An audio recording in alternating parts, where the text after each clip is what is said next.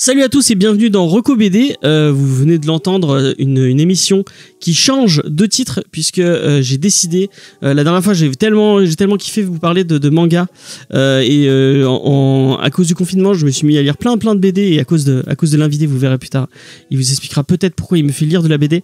Du coup, j'ai lu plein de BD et je me suis dit mais merde, mais pourquoi se rester que sur le comics? C'est con de se limiter. Donc pour parler que de comics, il y aura le podcast, il y aura Comics Discovery, même si peut-être qu'un jour on fera des hors-séries et des trucs spéciaux. Mais pour l'instant, on parle que de comics. Mais sur Reco, sur les recommandations sur ces vidéos-là, je vais appeler ça Reco BD et du coup, je pourrais vous parler de BD, de franco-belge, de comics et aussi de manga, puisque pour moi, tout ce panel n'est que de la bande dessinée en fait. Tout ça c'est de la bande dessinée. Donc on va faire des recommandations de bande dessinée. J'espère que ça vous plaira. Cette émission va être une spéciale franco-belge. On va vous parler que de franco-belge.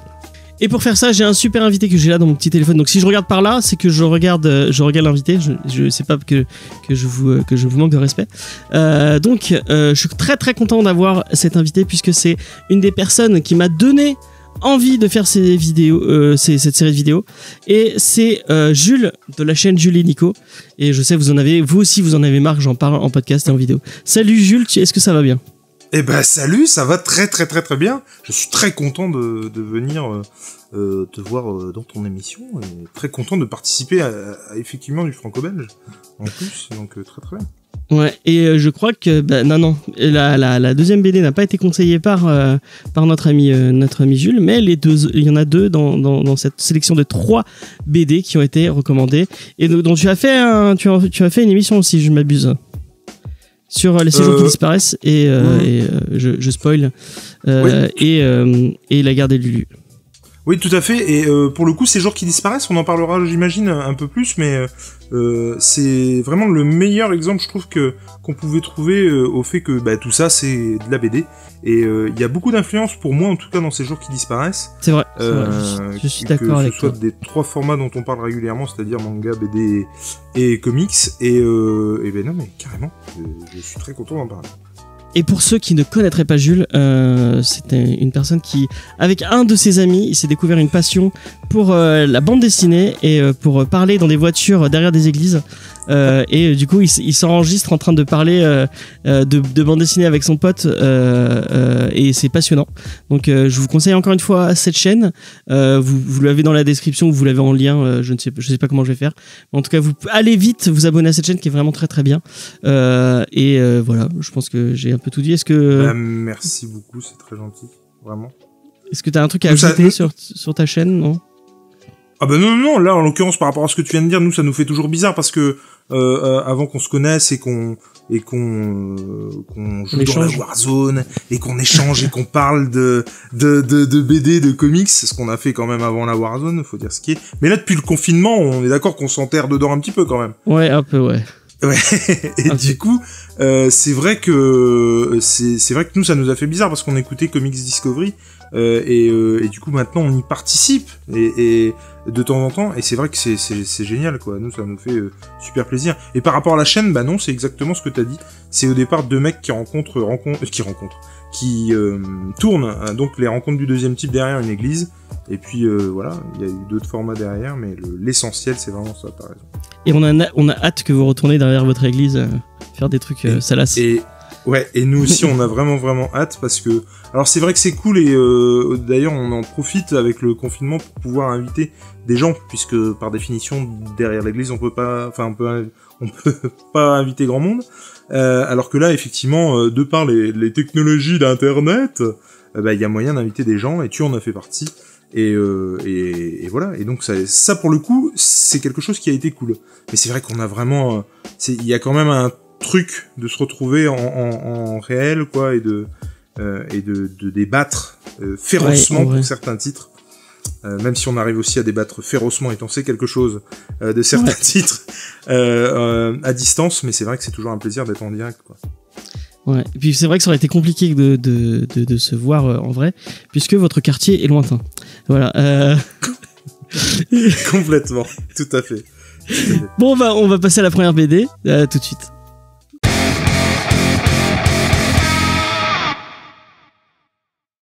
Donc, on va vous parler de Ces jours qui disparaissent de Timothée Le Boucher, qui est sorti chez Glénat BD. Et je crois que tu voulais faire une petite aparté avant qu'on commence. Oui, non, je voulais juste dire à ceux qui nous regardent qu'effectivement, moi c'est pareil, j'ai le retour de James qui n'est pas du tout ici, mais là-bas. Donc si vous me voyez zioter par là, c'est parce que je regarde le doux visage. Voilà. Merci. En plus, je me suis rasé pour l'occasion. J'espère que vous trouvez ça saillant. Donc, Ces jours qui disparaissent... C'était pas une blague en fait, tu t'es vraiment rasé. Oui, je me suis vraiment rasé. Oui. D'accord, ok. Parce que j'avais vraiment la barbe de confinement. Si vous nous suivez sur Instagram, vous l'avez peut-être vu quand j'ai fait une story il y a pas longtemps où on voyait que j'avais vraiment une barbe fournie. Voilà, c'est des histoires de ma vie. Et suivez-nous sur Instagram. J'essaie de faire des trucs en ce moment dessus, donc n'hésitez pas. Donc, Ces jours qui disparaissent, c'est les aventures, enfin la vie de Lubin, donc qui est acrobate et qui, au fur et à mesure de sa vie, comprend, puisque ses potes lui disent merde, mais on avait rendez-vous hier, on t'a pas vu, comment ça se fait? Puis en fait, il a plusieurs jours, vraiment, qui sont des blackouts où il ne sait pas ce qu'il a fait pendant un jour. Et à force d'avoir ce truc, je crois qu'il va demander à sa copine qui est étudiante en psychologie ou il y a un truc comme ça. Et ils vont comprendre qu'en fait, il a un double de lui-même qui vit ces jours où lui est en blackout. Et ça va être toute cette cohabitation de ces deux personnages qui sont complètement opposés, puisque on a Lubin donc qui est vraiment très qui est un acrobate, qui est un peu comment dire qui se laisse un peu vivre, qui est un peu comment un peu la caricature de l'artiste. Je sais pas si tu le vois comme moi. Oui, non, mais complètement. C'est un artiste de cirque, effectivement, comme tu le disais, acrobate. Et puis, ouais, il se laisse un peu porter par la vie et c'est une philosophie de vie pour le coup. Ouais.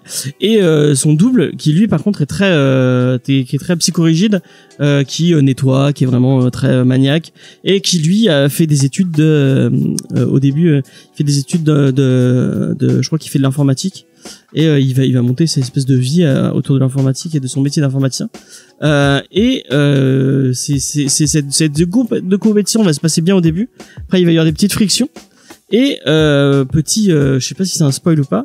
Lubin va découvrir que il y a peut-être que sa deuxième personnalité va quand même commencer à prendre le dessus, et au bout d'un moment c'est plus un jour, c'est 2 jours qui vont disparaître, et puis après au fur et à mesure c'est ce que le titre nous dit, ces jours qui disparaissent, où il va vivre de moins en moins, et donc c'est un peu ça le pitch de cette BD. Pourquoi elle t'a tant plu que ça, toi, cette BD, mon cher Jules? Et pour plusieurs raisons, effectivement, comme tu le disais déjà, moi j'ai trouvé ça très très intéressant, parce que le fait d'avoir un dédoublement de personnalité, voilà. Mais là, au départ, effectivement, on est sur du 1 jour sur 2. Et je crois que c'est via l'ordinateur justement, il se laisse une vidéo. En fait. Il se laisse des messages via une webcam. Et il communique finalement avec son double, et il arrive à vivre avec et en tirer profit aussi, parce que au début il laisse des missions à son double, et inversement ils se rendent service finalement. Et du coup ça marche plutôt bien. Lubin a pas trop de fric et il pompe un peu sur le fric de son collègue. C'est ça. Du coup, ils cohabitent, et cette cohabitation-là, c'est aussi essayer de trouver un équilibre, alors que manifestement t'es déséquilibré. Il y a et c'est pas, quand je dis déséquilibré, c'est pas forcément péjoratif, mais c'est voilà, il y a quelque chose qui ne va pas, qui n'est plus équilibré, quoi. Ouais. Et donc c'est déjà ça que j'ai aimé. Et puis c'est pas un sujet qu'on traite en tout cas comme ça tous les jours, comme tu le disais en plus. Il y a un moment donné où les jours, les semaines même, des fois vont s'allonger, et à chaque fois le Lubin, celui qu'on suit au départ, se réveille et se rend compte de ce qui lui a été volé, et c'est un peu flippant en fait ça, parce qu'on se met forcément à sa place, peur, on s'identifie au personnage, et puis en plus clairement il est plus ou moins de notre âge, je veux dire plus forcément de mon âge d'ailleurs. Il est la vingtaine au début. Oui, mais ce que je veux dire, c'est que je m'imaginais vraiment bien le truc, et puis moi Timothée Le Boucher, j'en ai parlé dans un live il y a pas longtemps. La BD elle coûte 22,50 et je me souviens que moi ça m'avait un peu arraché de payer 22,50 franchement, même si l'édition de Glénat elle est vraiment très jolie quoi, Ouais. très bien foutue. Et mais ça m'avait embêté en gros de miser 22,50 sur quelqu'un que je connais pas. Mais mon Dieu que je l'ai pas regretté quoi. Et que ce soit effectivement au niveau du scénario ou même au niveau du dessin qui semble un peu simpliste je trouve par moment. Et le mec hésite pas à faire des pages de sans bulles, notamment enfin les 5-10 premières pages. Et il prend des risques et je trouve que ça marche vachement bien avec son scénar. Et on disait tout à l'heure qu'il y avait des influences. Là-dedans, moi, c'est vraiment et c'est pour ça qu'on l'avait chroniqué très vite dans les RDDT, c'est que pour nous, c'était vraiment l'équilibre parfait, ce qui est complètement paradoxal avec le scénar, entre le comics, le manga et la BD franco-belge. Moi, ça m'a fait beaucoup, je sais pas si tu l'as lu, ça m'a beaucoup fait penser au dessin de Bastien Vives sur Last Man. Ouais, un oui, côté très minimaliste, mais avec un style particulier. Ouais, non, mais c'est vrai. Et un truc vraiment très sur le mouvement et sur le. C'est vachement dynamique en fait. C'est presque de l'animation presque. Ouais, c'est complètement ça. Et quand on voit une case, je trouve que son style, on voit le simpliste entre guillemets. Et même si je dis pas que c'est simple, attention, mais c'est effectivement le côté simpliste quand sur une case peut ressortir, et c'est finalement la somme de toutes les cases qui fait que ça donne un style. Et je suis d'accord avec toi quand tu parles de mouvement, tout ça. Et non, moi j'ai vraiment beaucoup aimé. Et puis effectivement, on pourra pas spoiler, bien entendu, mais la fin est géniale. Et c'est dingue parce qu'on s'identifie, on se demande constamment ce qu'on ferait dans cette situation. Parce que c'est quelque chose qui fait peur. On a forcément peur quelque part peur de nous finalement. Et c'est exactement ce qu'il y a dans ce bouquin en fait. Mais moi il y a un truc qui m'a vraiment halluciné dans ce bouquin, parce que quand tu me l'as pitché, je me suis dit ah ouais d'accord, c'est un truc un peu à la Fight Club ou à la le délire de double identité. Et en fait non, vraiment il est parti sur un autre délire. Et ce qui est assez je trouve innovant dans cette après je sais pas si tu spoil ou pas, mais c'est qu'on va voir vieillir le personnage.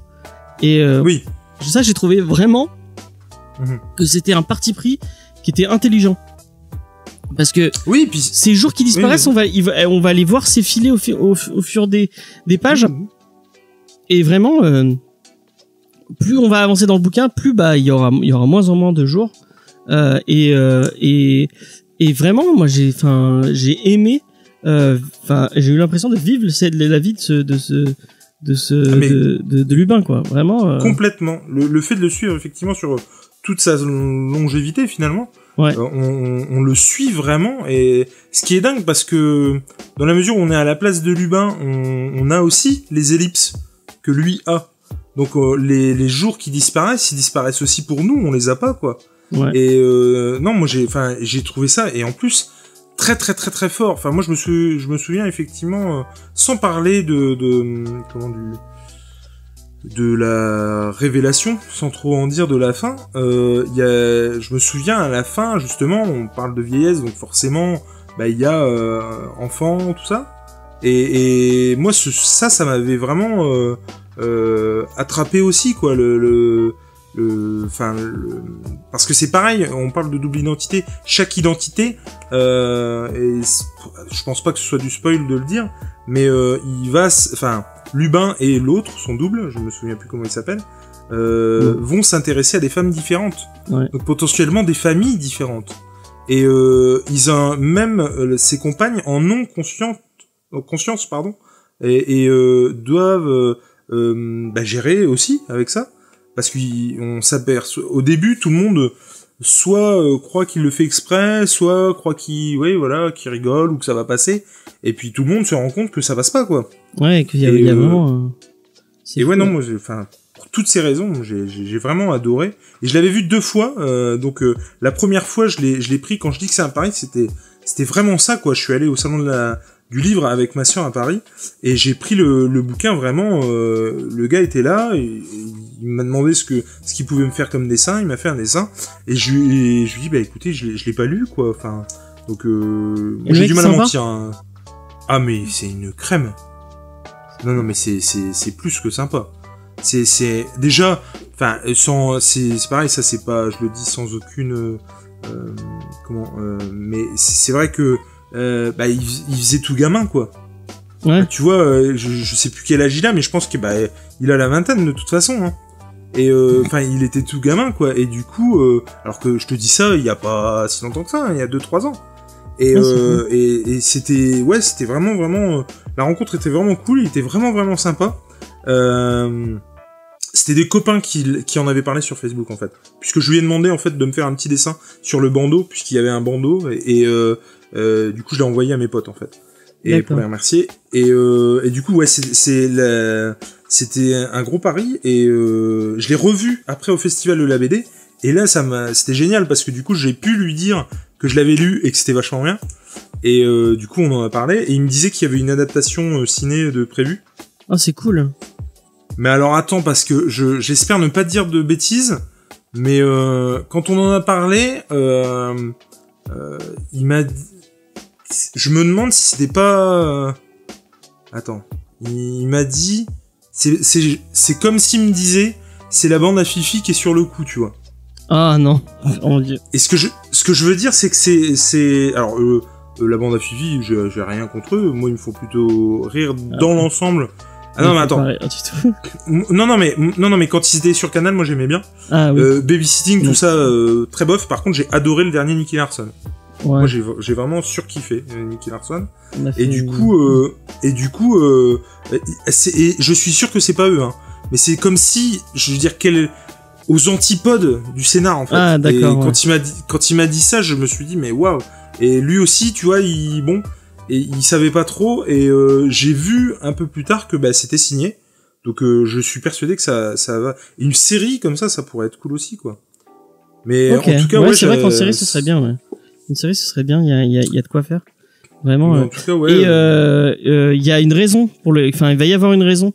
Il y a de ce dédoublage, et vraiment, moi, la raison, je trouve ça super intelligent. Enfin, c'est super simple, je spoil pas, mais vraiment, j'ai trouvé ça, je me suis dit, ah d'accord, ouais. Et je sais pas toi, mais j'ai fermé le bouquin, et j'ai eu un moment il m'a fallu un moment pour le digérer, pour me dire, putain, c'est une histoire forte. Puis non seulement c'est fort, mais comme tu dis, comme c'est sur la longévité, quand t'arrives à la fin du bouquin, donc à la fin du chemin, quoi, finalement, tu repenses au début, en fait. Tu repenses à tout le chemin que t'as fait, comme si tu regardais ta vie en face, quoi. Et en l'occurrence, tu regardes sa vie en face. Et ouais, non, c'est vraiment fort. C'est vraiment une BD cool, ouais. Et je trouve que le mec, il a une maturité dans le dessin, ça je saurais pas dire, mais en tout cas au niveau scénario. Ouais. Et parce que bah ouais, il s'autorise et tu vois de faire des cases sans bulle. Enfin, il y a des pages entières qui sont sans texte, et je trouve que quand c'est ta première BD, enfin c'est chaud, quoi. Ouais, c'est vraiment... Tu sais, t'as envie de faire mieux et de montrer aux gens que tu sais faire, et du coup, j'ai dans l'idée que t'essayes de dessiner le mieux possible, d'écrire le mieux possible, et je pense que ça doit pas être évident de se dire, non, là je vais pas écrire.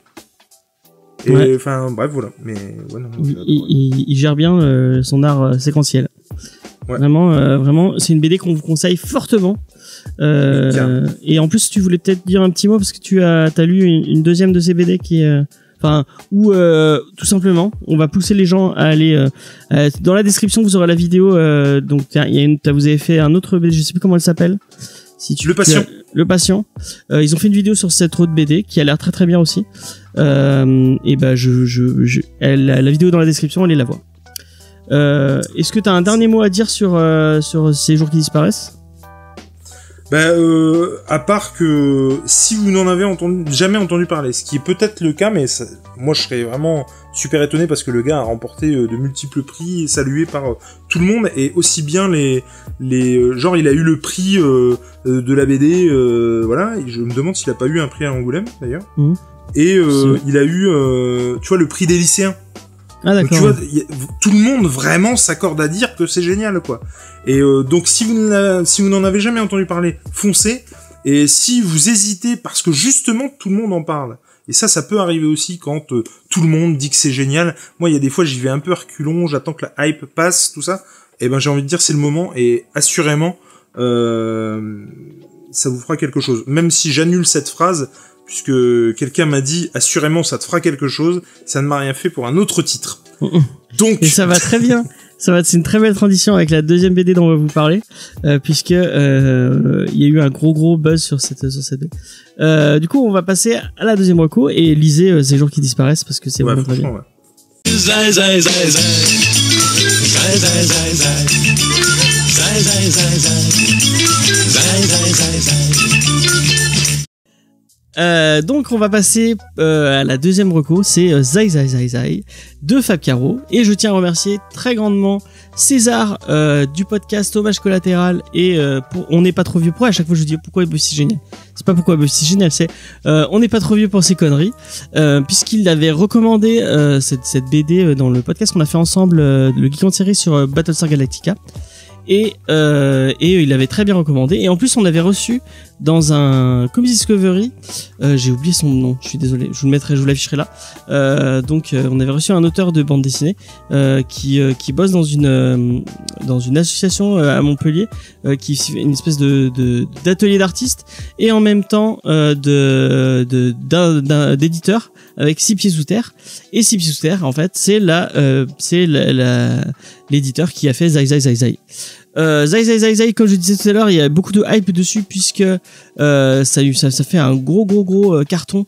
Même que apparemment l'auteur qu'on avait reçu nous avait dit que Six Pieds Sous Terre avait été envahi par les demandes et qu'ils avaient eu du mal à répondre à la demande de BD.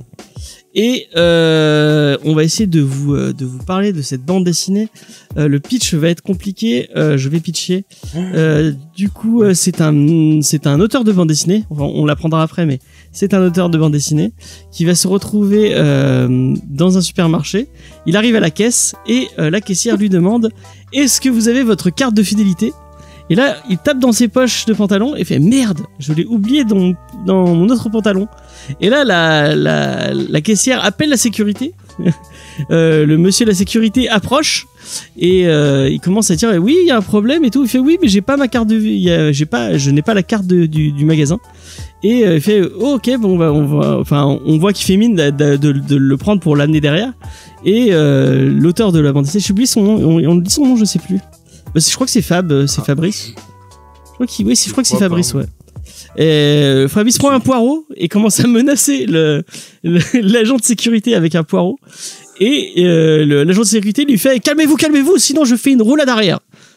Et en fait, va débuter une espèce de ce qu'il appelle un road movie. Donc c'est une espèce de fuite en avant de Fabrice, alors que toutes les polices du monde le poursuivent car il n'avait pas sa carte de fidélité. Sa carte de magasin. C'est un truc complètement absurde. Et je crois que j'ai pleuré de rire à chaque page. C'est complètement con.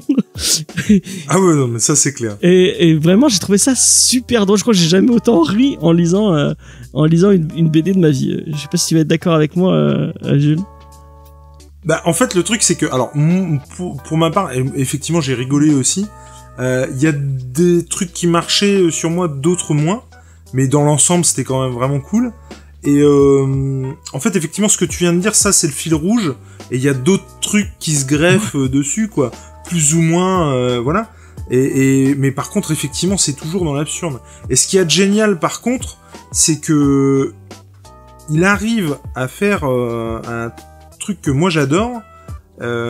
C'est-à-dire qu'il y a un gag, en gros, par page, par planche. Et le truc, c'est que ça reste quand même un tout. Ouais. Mais tu peux très bien te taper une planche pour voilà, avoir ton gag et puis c'est tout, quoi. Et ça c'est vraiment cool. Et dans un truc complètement absurde, il arrive à puisqu'il y a tout un délire autour des gens qui sont racistes, des auteurs de BD. Il y a tout un sous-texte sur le racisme et sur les gens qui sont un peu xénophobes, mais au fait que le mec est auteur de bande dessinée, c'est complètement débile. Ah non, mais et puis ça part complètement en cacahuète, mais c'est ça qui est cool aussi. C'est-à-dire que si vous arrivez à choper 2 pages, vous lisez 2 pages, si vous aimez pas ces 2 pages-là, c'est pas pour vous passer votre chemin, quoi, clairement.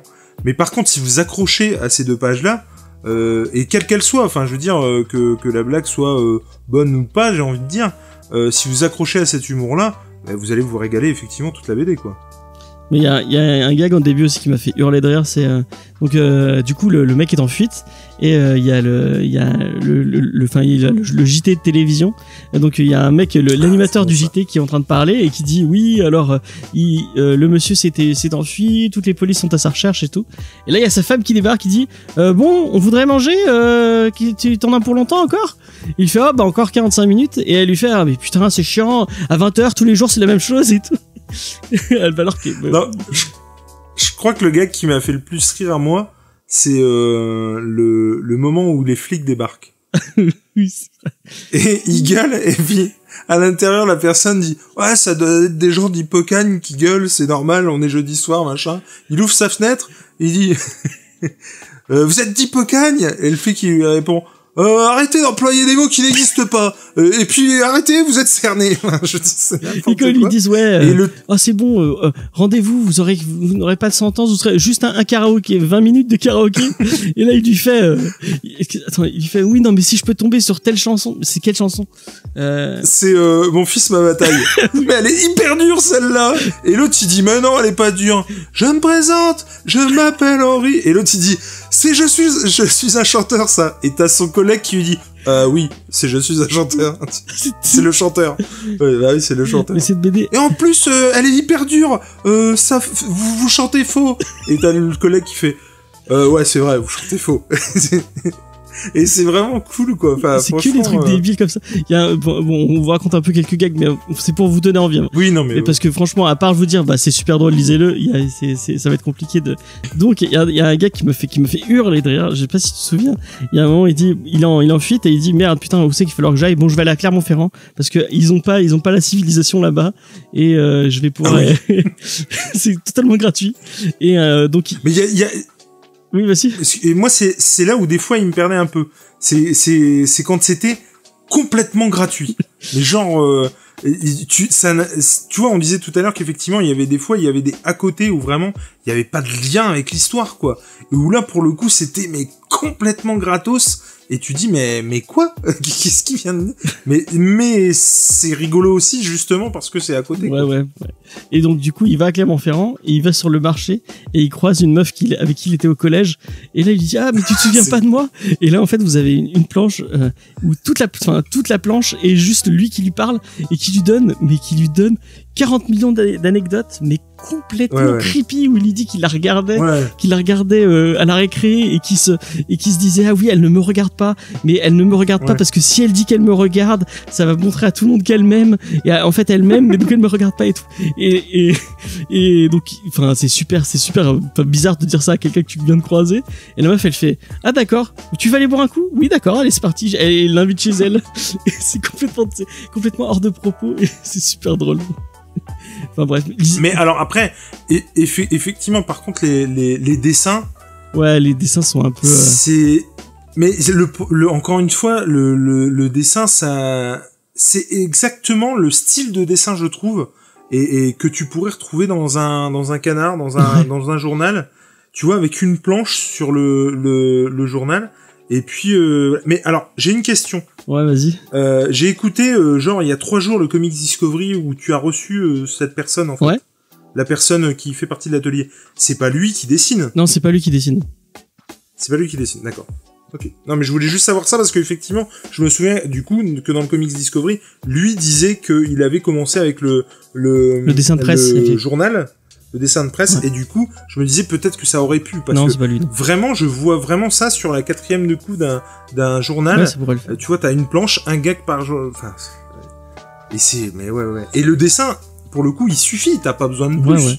Mais je trouve que c'est bien, tu vois, parce que c'est assez, abstrait, entre guillemets, mais tu peux comme il y a pas trop de visages, enfin, les visages sont assez, minimalistes, tu peux t'y plonger dedans, tu peux y mettre ce que tu veux, en fait.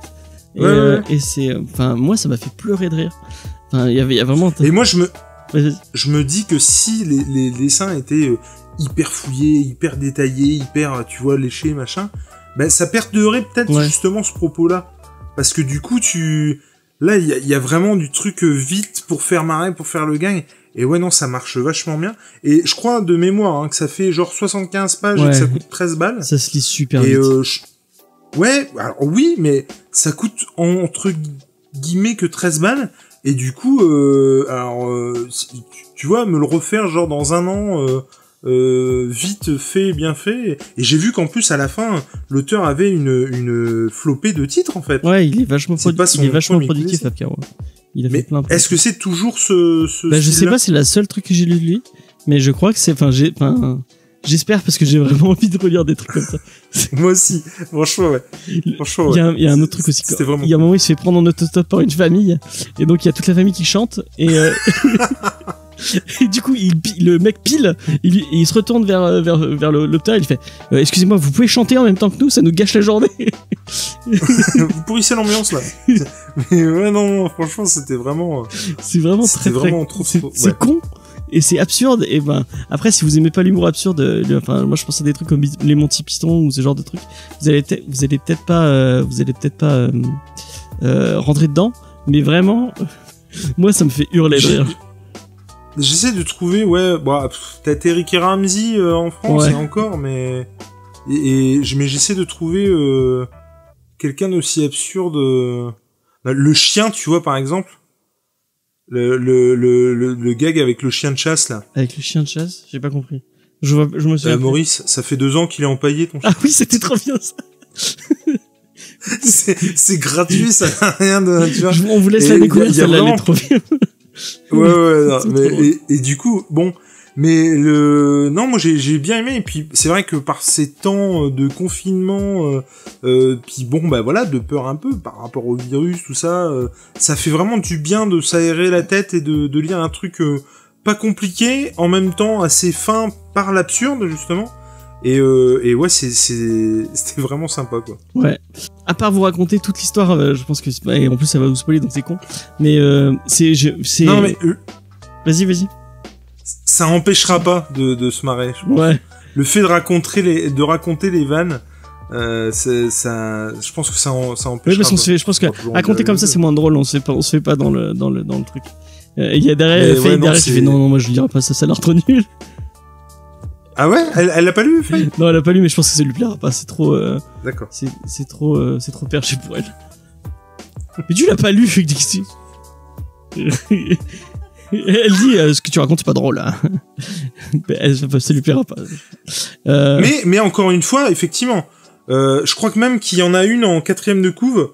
Vous lisez la 4e de couve, vous lisez 1 ou 2 planches qui se suffisent en soi, ouais. Puisque vraiment il y a un début, un milieu et une fin à la planche. Donc vous faites votre propre avis chez votre libraire, et si vous accrochez à 1 ou 2 trucs, mais achetez-la, quoi. Mais je pense vraiment, feuilletez-le avant. Je sais par exemple, j'en ai parlé avec Noémie, qui m'avait dit que elle l'avait écouté, elle l'avait lu pendant vraiment un moment où il y avait vraiment beaucoup de hype autour. Tout le monde en parlait et tout le monde devait en faire des caisses dessus, et qu'elle l'avait parcouru en diagonale et qu'elle avait souri, mais que ça l'avait pas fait rire tant que ça. Donc peut-être que ça parlera pas forcément à tout le monde. Par contre, j'en doute pas. Tu vois, si on me l'avait survendu en disant ouais c'est super, c'est génial, machin, je pense que j'aurais pas aimé en fait. Parce que j'aurais dit, ouais, bon. Donc il faut pas qu'ils écoutent ce qu'on dit depuis tout à l'heure, en gros. Ouais, c'est un peu nul. Tu nous mets une balle dans le pied. Ouais, c'est ça. Donc le lisez pas. Surtout ne le lisez pas. C'est vraiment nul. C'est vraiment nul. Nul. Non, lisez-le, c'est vraiment cool, c'est vraiment très drôle. Du coup, ouais, je pense qu'on a fait un peu le tour. Et on va passer à la dernière bande dessinée.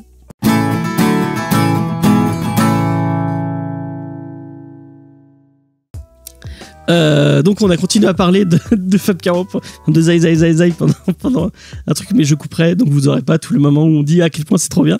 On va passer à la 3e BD, et j'avais envie que ce soit toi qui la présente, puisque c'est toi qui as insisté pour en parler. Apparemment c'est un truc qui te touche particulièrement, donc je vais te laisser nous présenter cette série de BD. Alors déjà j'en ai déjà parlé, il faut quand même dire la vérité aux auditeurs. Au départ, tu m'avais demandé de trouver une BD parce que t'étais parti sur le thème des groupes. Ouais.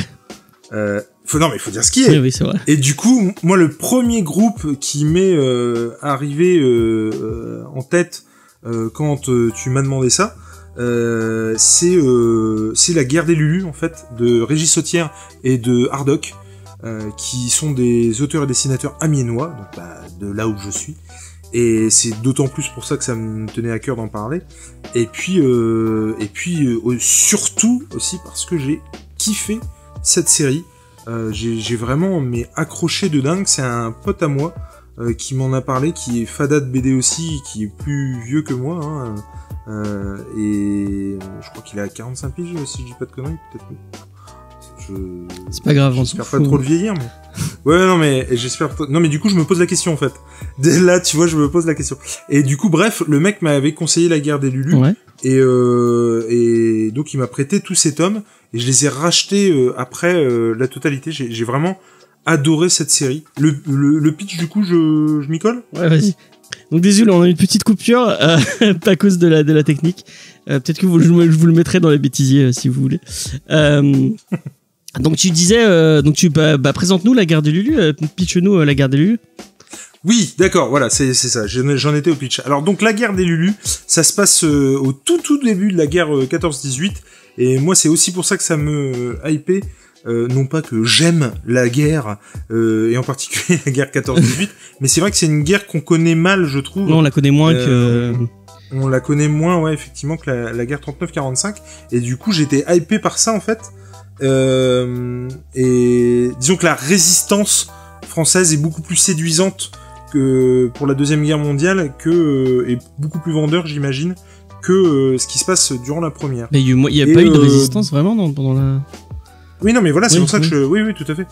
Et là, en l'occurrence, donc on suit 4 orphelins, donc qui sont par définition dans un orphelinat, et qui s'appellent Lucas, Ludwig, Luigi et Lucien. Lucien, ouais.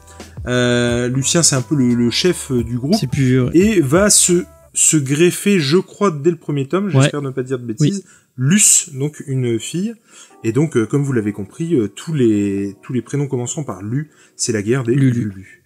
Et parce que du coup, ils forment une bande, et ils sont surnommés comme ça. Et donc, dans l'orphelinat, en fait, ils font des conneries tout le temps, machin. Luce n'est pas encore là, il se réfugie un soir pour, je crois, de mémoire, aller bouffer de la confiture dans le grenier ou dans le garde-manger, donc qui se trouve au grenier. Et les Allemands vont arriver, ce qui fait que donc les Allemands vont arriver, ce qui fait que l'ensemble de l'orphelinat se casse. Et quand ils se réveillent, les Lulus sont tout seuls. Mais ils sont pas dans un grenier, ils sont à leur cabane. Ils ont une cabane. Ah, ils sont à la cabane, ouais. Pardon, excuse-moi. D'accord. Et du coup, donc ils sont effectivement à la cabane. Et quand ils se réveillent, tout le monde est parti. Et donc, ils retournent à l'orphelinat. Ils voient que les lieux sont déserts où les Allemands arrivent, je crois. Non, au début ils sont déserts et après les Allemands arrivent. Ouais. Après les Allemands. Ouais. Et donc, ils vont devoir se débrouiller par eux-mêmes, trouver à bouffer ce qu'ils ont plus. Et qu'on leur fournissait mine de rien jusqu'ici, et puis effectivement échapper aux Allemands, essayer de retrouver l'abbé et les gens de l'orphelinat même, voilà, même s'ils comprennent très vite que ça va être compliqué de les retrouver, et puis survivre quoi, du haut de leurs petits âges, puisque je me souviens plus, je crois que c'est Lucas qui est le plus petit, il a 6 ans je crois le petit, et du coup, d'accord. Et du coup, voilà, c'est cette cohésion de groupe, on sent qu'ils sont inséparables, même si de temps en temps, il y a des frictions, et ils se prennent la tête, on sent que vraiment c'est un truc un peu indestructible, quoi. Et moi, j'ai vraiment adoré. L'histoire est prenante, enfin, en tout cas de mon point de vue, elle est prenante, et effectivement, on apprend à les connaître, à les suivre, et on les voit grandir, et c'est ça qui est génialissime, quoi, enfin... voilà, de toute façon, si je la recommande, forcément, je l'adore. Alors, du coup, oui, moi, forcément, donc j'ai surkiffé. Et du coup, toi, James, t'en as pensé quoi de cette BD ? Alors, tu m'en as parlé. Moi, j'ai eu peur au début. Au début, j'ai eu un peu peur parce que je me suis dit, encore un truc sur la guerre. J'ai l'impression, c'est peut-être moi qui me fais une idée, mais j'ai l'impression que en franco-belge, il y a beaucoup de trucs sur la guerre, et notamment comme 39-45 plutôt. Et je me suis dit, oh non, encore un truc comme ça va me saouler. J'ai été un peu... le dessin, c'est très joli, hein. Tout est très beau, les décors sont très beaux, vraiment c'est très très joli, mais j'ai eu un problème au début avec les visages que je trouve pas très avenants. Et en final, c'est une force du truc parce que au final, c'est plus des visages de gens que tu verrais dans la vie de tous les jours, plus que des beaux jeunes gens et un truc qu'on verrait peut-être chez Marvel ou DC en comics. Là, vraiment, ça pourrait être des vrais gens que tu croises dans la vie de tous les jours. Donc au début, j'ai eu un peu de mal. Et au final, je me suis fait prendre par le truc. Et j'ai lu les 6 tomes pratiquement d'une traite. Je suis très content du coup. Ouais. Je les ai trouvés vraiment attachants. Et ce que j'ai trouvé cool, c'est vraiment cette évolution. Et cette espèce de road trip, parce qu'au final, au début, ils sont dans leur cabane, mais on va pas trop spoiler, mais au bout d'un moment, ils vont partir, ils vont vivre des aventures rocambolesques un peu folle et je trouve que en fait ce qui est cool, c'est que chaque c'est assez bien écrit pour que chaque péripétie qui leur arrive va te montrer un travers ou une façon de voir la guerre vu d'un prisme différent à chaque fois. Complètement, ouais. C'est un autre point de vue et une autre façon de voir comment est arrivée la guerre et c'est une belle évolution et vraiment j'ai apprécié ces 6 tomes et même les 2 tomes de la perspective Luigi, donc un truc qui est à part, une espèce de spin-off qui est à part avec un dessinateur, c'est un peu ça, ouais. avec un autre dessinateur, et j'ai même apprécié plus peut-être l'autre dessinateur c'est un peu plus doux, je trouve, ce qu'il fait au niveau des couleurs et au niveau du en fait, le truc, c'est que déjà, effectivement, comme tu le dis, c'est l'évolution et moi enfin, ça fait penser au Club des 5, ce genre de truc où vraiment on suit une équipe, quoi. Et moi, ce que j'aime beaucoup, c'est que le scénario est je trouve, très intelligent dans le sens où jamais tu te dis mais what the fuck, qu'est-ce qui se passe? Ça semble toujours naturel et il y a jamais les péripéties semblent jamais arriver comme un cheveu sur la soupe, te dire mais qu'est-ce que c'est que ce délire? Alors là, ils partent complètement en sucette. Moi, en tout cas, je me suis jamais dit ça, alors que ce serait facile dans ce type de récit de tomber là-dedans, je trouve. Il y a un truc qui m'a fait un peu sortir en me disant non, ils vont pas faire ça, c'est débile. Ouais. Mais au final, c'est justifié. Enfin, c'est pas justifié, mais au final, ça permet un autre truc, donc pourquoi pas. Et pour le coup, quand tu parlais du dessin de Hardock, moi je trouve que Hardock, en fait, il dessine des gueules, en fait. C'est vrai. Et tu vois, c'est vraiment dans ce genre de BD que tu pourrais voir une pseudo-caricature de Pardieu, par exemple, tu vois. Et il dessine des gueules, et moi j'aime beaucoup. Je trouve qu'il s'améliore d'album en album. Ouais, c'est vrai ça. Parce que pour avoir refeuilleté le premier, j'adore son dessin. Mais je trouve vraiment qu'il s'est grave amélioré. Ça donne un côté péjoratif en fait au truc, mais pas du tout, quoi. Je trouve son dessin très bon dans le premier pour ma part, mais le dernier il est ouf, quoi. Ouais, il y a une et belle je trouve évolution. et puis il est à fond dans les détails. Moi la dernière là, on voit les ortillonnages à Amiens. Mais waouh, quoi. Franchement c'est un truc de ouf. Et tu parlais en fait de la perspective Luigi. En fait c'est une espèce de time-lapse, quoi, finalement, d'un saut dans le temps, où en fait ils prennent une direction, je vais essayer de pas spoiler, ils prennent une direction, dans l'album d'après ils reviennent de cette direction là, et en fait ces 2 albums là, la perspective Luigi, qui ont été dessinés par Damien Cuvillier, toujours Régis Sautier au scénario, ça raconte ce qui s'est passé à cet endroit là. Si vous les avez pas, bon j'ai envie de dire, vous pouvez très bien suivre l'histoire, mais si vous avez envie de savoir ce qui s'est passé là-bas, et en plus ce qui s'est passé, c'est pas rien quand même, tu vois. J'ai vraiment beaucoup aimé ce passage-là aussi, c'est vachement scénaristiquement parlant, et j'ai vraiment adoré. Et quand tu disais tout à l'heure que à chaque fois c'est par le prisme de quelqu'un, tout ça, c'est grave ça, quoi. Et puis ils vont être amenés à faire des rencontres, à faire confiance, à être obligés de faire confiance. Et des fois ils ont raison, des fois ils ont tort de faire confiance, quoi. Et c'est ça qui est cool. Enfin, j'ai vraiment. Et c'est vachement adulte au final, parce que le ton est très enfantin quand même. Bon, c'est une BD. C'est une BD. C'est pas une BD pour les enfants, mais je pense que tu peux la lire ado ou au bout de 15-16 ans, tu peux lire ça. Mais il y a quand même un ton vachement adulte. Ce qui leur arrive, c'est quand même vachement adulte. Et c'est pas, ils ont pas édulcoré la guerre. Vraiment, on voit la guerre telle qu'elle est, quoi. Et moi j'ai trouvé ça c'est un truc bien. c'est un truc extraordinaire qui arrive à des gens ordinaires, et pour le coup, tu sens que c'est extraordinaire, et tu sens que c'est des gens ordinaires. Et moi, c'est vraiment ça que j'ai kiffé, quoi.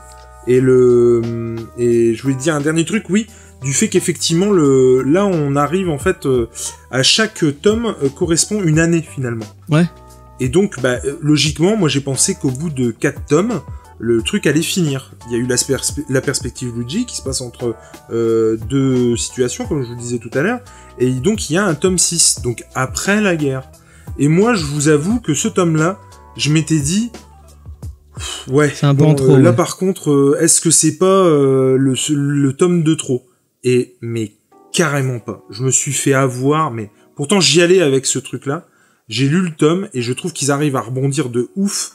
On a envie de savoir la suite. Moi, j'attends avec impatience. Je suis Hardoc sur Insta et sur Facebook pour voilà voir un petit peu les planches, machin. J'ai rencontré l'auteur aussi qui m'a dévoilé quelques petits trucs. Et enfin, clairement, ça va être génial. Et c'est des amours, quoi. Franchement, pour les voir très régulièrement, que ce soit sur les festivals ou que ce soit à la librairie Bulle en Stock, où ils viennent souvent dédicacer leurs ouvrages. Putain, mais Hardoc, c'est une crème, il est super, et Régis Autier, pareil, enfin, vraiment, Mais c'est les mecs... Vraiment j'y suis allé à reculons, et vraiment, c'est une chouette surprise. Moi, j'ai été, je ne peux que vous conseiller. Ça m'avait fait beaucoup à penser à, je sais pas si tu as vu cet animé qui s'appelle, peut-être que je dis des conneries, les belles vacances, les grandes vacances, les grandes vacances. Ah, ouais, alors j'ai vu le premier, et en fait, j'ai arrêté, et je me suis dit, il faut que je le regarde avec ma fille. Ouais, bah c'est vraiment ça c'est Tu as tout vu? J'ai tout vu, ouais, parce que c'est sur Netflix, je crois, si je dis pas de bêtises. Ouais. Si, c'est ça, ouais. C'est vraiment bien, et c'est un peu le même principe, mais vu au vu de la, enfin c'est des enfants qui vont vivre mais là c'est le 39-45. C'est avec un peu un même ton, c'est peut-être plus enfantin, le ton est peut-être plus enfantin, je pense que ta fille qui est un peu plus petite, ouais, du coup. elle va pouvoir regarder, mais quand même on voit enfin en filigrane on voit ce qu'est la guerre, et à quel point c'est compliqué, c'est ça. Et vraiment c'est un animé que je conseille, qui est vraiment cool. Ouais, c'est ça, c'est les grandes vacances.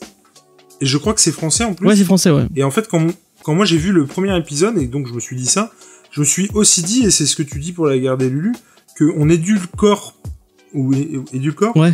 Pas la guerre pour le coup, même si forcément on va pas montrer des trucs de ouf parce que c'est des gamins aussi qui regardent, mais effectivement les gamins comme les adultes peuvent regarder sans problème, et on prend pas les gamins pour des cons, enfin je veux dire, totalement. Les gamins vont pas se dire c'est cool la guerre, il y a des aventures et tout, non, ça reste la guerre, quoi, un truc dégueulasse et crade qui amène plein de morts et qui est compliqué. Enfin, il y a des vraies conséquences, il y a ça fait pas peur, mais ça fait réfléchir, et c'est vraiment bien. Les deux, la guerre des Lulu et les grandes vacances. Donc voilà, est-ce que tu avais un dernier truc à dire sur la guerre des Lulu ou pas? Non, à part aller le lire, parce que c'est vraiment le truc que je conseille, mais enfin tout de suite, on en a très vite parlé avec Nico, et c'est vraiment la BD que je conseille très vite, parce que comme on le disait, les adultes comme les enfants peuvent les lire. C'est vraiment des albums qui où il fait vraiment bon les avoir dans sa bibliothèque. Quand les gamins seront en âge, ils les prennent, ils en parlent à leurs frères et sœurs. C'est vraiment très très bon. Et non, moi j'ai surkiffé, j'ai surkiffé, et j'attends avec impatience le prochain tome, quoi. Et ben moi aussi. Et d'ailleurs, ouais, sur son Insta, il explique des trucs, notamment là, que moi une technique que moi je connaissais pas du tout, où il met ses planches, ah oui, c'est vrai, tu disais ça, sur sous la douche, quoi. Et enfin, il a posté un message en disant, quand je dis que je les passe sous la douche, je les passe sous la douche, et tu le vois passer le pommeau de douche comme ça dans le truc, et il explique qu'en fait l'eau imbibe la planche. Ensuite, il fait sécher avec du scotch papier pour pas faire gondoler la planche. Là, il la sèche à plat, et puis après il aquarelle le tout, et en fait c'est le fait de l'avoir imbibé de flotte avant qui fait que l'aquarelle va se poser comme il le désire, et c'est juste ouf, quoi. Et rien que ça, il y a plein de bonus dans les BD. À la fin, à chaque fois il y a plein de bonus, c'est assez intéressant. Donc vraiment allez lire. Et puis encore une fois sur les festivals ou quoi, il est jamais avare de faire des dessins. Il s'applique à fond, il s'implique à fond et c'est vraiment chouette quoi. Ok. Et voilà. Ok, bah c'est cool, c'est super cool. Lisez la Guerre des Lulu. Un autre point de vue. En plus, un point de vue qu'on n'a pas trop vu, parce que je trouve que c'est très sur le nord de la France et sur la Belgique. Et du coup, on voit des choses qu'on n'a pas forcément. Si on s'est pas trop intéressé à la guerre, on apprend plein de trucs. Donc voilà. Ben, en l'occurrence, comme je le disais tout à l'heure, le dessinateur et l'auteur sont amiénois. Donc forcément, ça les a inspirés. Je te parlais tout à l'heure des ortillonnages. Bah ouais, moi qui suis du coin, quand tu vois les ortillonnages, forcément ça prend une autre dimension. C'est quoi les fins parce que il y a un moment donné, je sais pas de quoi. Les ortillonnages, oui, c'est comment je peux décrire ça? C'est un peu des cours d'eau sur lesquels avec des bateaux, des barques, tu peux aller comme ça dans Amiens et ça traverse Amiens un peu et on appelle ça des ortillonnages. D'accord. C'est un petit peu alors le mot semble péjoratif mais il l'est pas. C'est un peu marécageux, tu vois. D'accord. C'est très bas et c'est entouré de jardins, tout ça. Et je sais pas si tu te souviens, mais Luigi jardine à côté des ortillons. D'accord. Et je crois qu'il habite là-bas et il dit que dans 15 ans, ça deviendra des jardins. Et c'est vrai, c'est devenu des jardins, en fait. Okay. Et il y a la briqueterie de Guise aussi, où à un moment donné, ils sont aussi. Et voilà, non, mais moi, je ne peux que vous conseiller ça. Ok. Et merci beaucoup. Donc merci beaucoup Jules pour ces 3 recos bande dessinée. J'espère que ça vous aura plu. Encore une fois, on peut que pousser les gens à aller vous abonner à la chaîne de Jules et Nico. Normalement, nous avons fait un podcast Comedy Discovery avec eux. Donc il doit déjà être en ligne normalement, puisque j'aurai plus de temps à monter cette émission plutôt que la vidéo. Mais je vais essayer de me grouiller et normalement ça sera fait dans la même semaine. Je vais pas encore vous dire de quoi on parle parce qu'on n'a pas encore. C'est en pourparler pour l'instant. Je sais même pas si Jules sera là ou s'il y aura que Nico. On va voir. C'est ma popote. Donc allez vous abonner. Une chaîne de gens passionnés, une chaîne de gens passionnants. Et je tiens à mettre un peu en lumière encore plus de leurs émissions habituelles. Ils ont fait un live il y a pas longtemps qui était vraiment très très très cool avec une idée très très très bien. Je les remercie pour ça et je les félicite parce que vraiment c'était super cool. Ils ont eu l'idée de mettre en avant un peu les libraires et les libraires indépendants qui c'est un peu compliqué pour eux en ce moment avec le confinement tout ça. Et ils ont eu l'idée, une très très bonne idée, de leur dire vous allez faire ce que vous faites de mieux. Et ce que vous faites de mieux, c'est de recommander des bouquins. Et en fait, ils ont appelé plusieurs librairies françaises pour leur demander de recommander une bouquin, de parler de leur boutique. Donc vraiment, allez écouter ce live. En plus, vous aurez la surprise de voir Noémie Charlie, enfin d'écouter surtout Noémie Charlie de Easter Egg 11 rue des Sœurs Noires à Montpellier. Allez à la boutique Easter Egg, c'est trop bien. Parler je crois que c'est une BD, je sais plus comment elle s'appelle, merde. J'ai oublié, c'est pas grave. Une BD très bien. C'est aux éditions Varoum. C'est un truc avec Barolento, ouais, ça doit être ça, ouais. Donc, allez écouter ce replay, ce live qui est vraiment très, très, très cool. Et encore merci à Jules et à Nico, à qui on pense très, très fort. Donc, en tout cas, j'ai bien fait de venir parce que manifestement, j'ai eu plein de compliments. Enfin, on a eu plein de compliments. Et en tout cas, c'était vraiment un plaisir, James, tu le sais, de venir dans vos émissions. C'est vraiment toujours un réel plaisir. Et puis, toi, tu t'en es toi-même aperçu, mais je m'aperçois qu'on parle beaucoup de franco-belge en ce moment. Et toi, tu te remets à la franco-belge. Mais à cause de vous, hein. Et nous, en fait, on fait le constat avec Nico qu'on parle pas assez de franco-belge dans les rencontres du deuxième type, et on a pour ambition d'en parler beaucoup plus. Et donc, c'est très cool. Bah ouais, c'est vraiment très cool, et je trouve ça hyper cool que tu fasses une émission, toi qui es tellement, plongé dans le comics tout le temps, de sortir un peu la tête de l'eau. Et c'est encore une fois pas du tout négatif. On surkiffe le comics. Nous aussi. Ça fait du bien de parler d'autres choses un peu. Mais ouais. Et j'espère que ça vous a fait du bien à vous d'entendre parler un peu d'autres choses pour une fois que de comics et de comics. Même si le comics c'est très bien. D'ailleurs, normalement, on a fait un Comics Discovery ensemble. Si vous avez eu pas votre dose de Jules, sachez que Jules et Nico sont invités dans le Comics Discovery de cette semaine. Je ne sais pas quoi on va parler, mais ce sera sûrement un comics. Donc voilà, on va parler de comics un peu plus ensemble, peut-être. Et il se murmure que tu es venu chroniquer un titre dans un rencontre du deuxième type et effectivement. Qui est ma foi de toute que vous voyez peut-être à l'écran. Il y a un indice. Il y a un indice caché dans l'écran. Et non, c'est un super titre et on a été vraiment très très content d'en débattre avec toi. C'était vraiment cool. Et ben moi aussi. Vraiment, j'adore Cartier. Non, c'est pas grave. Je savais que ça te brûlait les lèvres. Et Faye doit être en train de te fusiller du regard. Exactement, tu as tout deviné. Donc merci de nous avoir regardés. Sachez que vous pouvez nous retrouver sur tous les réseaux sociaux, Facebook, Twitter, Instagram. Vous pouvez retrouver sur Comics Discovery notre podcast comics, dans Geek en série, sur notre chaîne YouTube et sur notre site internet jamesfay.fr où on parle de séries télé.